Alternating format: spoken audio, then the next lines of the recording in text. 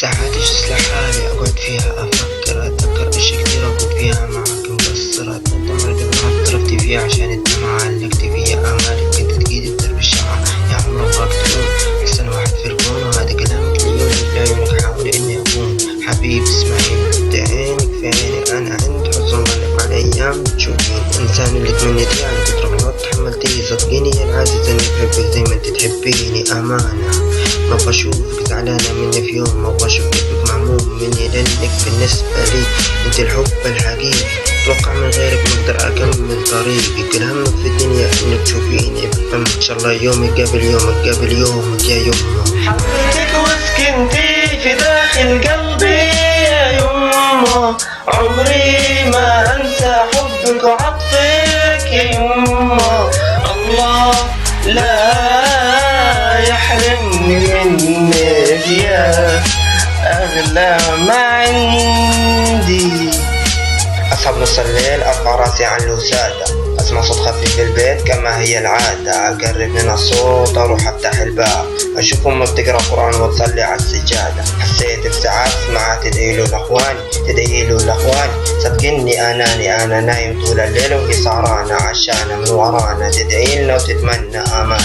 ارفع راسك فوق يوم ما ترى خلفت رجال ساندك في هذه الدنيا وفي كل الأحوال لو حبك يوم مال أو صبرك علينا الطهر راح نعوضك كل لحظة بندفن تحت الرمال فوق هذا مقصرين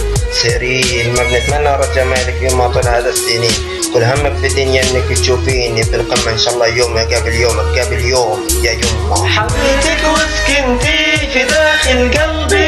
يا يمه عمري ما انسى حبك وعطفك يا يمه الله لا يحرمني منك يا أغلى ما عندي. من عمري سنة ونص وانت قايمة بدور الأب والأم وأشوفك يوم تعاني من هم لهم كم صبرتي يوم عشان كم شقيتي يوم في هذه الدنيا عشان تزيد أفراحنا لكن كل شي مرة تروح شوفينك قدامك بفرش لك الدنيا ورود وأنا أسيك كل آلامك تصدقيني يوم لو أسوي على رد جمالك ما في شي يوفي مكانك عندي عالي قدرك عندي غالي عشانك انا احاول احقق امالك وامالي مهما كبرت بعمري يما قدامك انا صغير في سن عيونك لكن كبير بافعالي امي العزيزة حبك هذا اللي مطب انا ادري انه غريزة كل همك في الدنيا انك تشوفيني في القمة ان شاء الله يومك قبل يوم يا يمه حبيتك وسكنتي في داخل قلبي يا يمه عمري ما انسى حبك وعطفك يا يمه الله لا يحرمني منك يا أغلى ما عندي. حبيتك وسكنتي في داخل قلبي يا يمه عمري ما انسى حبك وعطفك يا يمه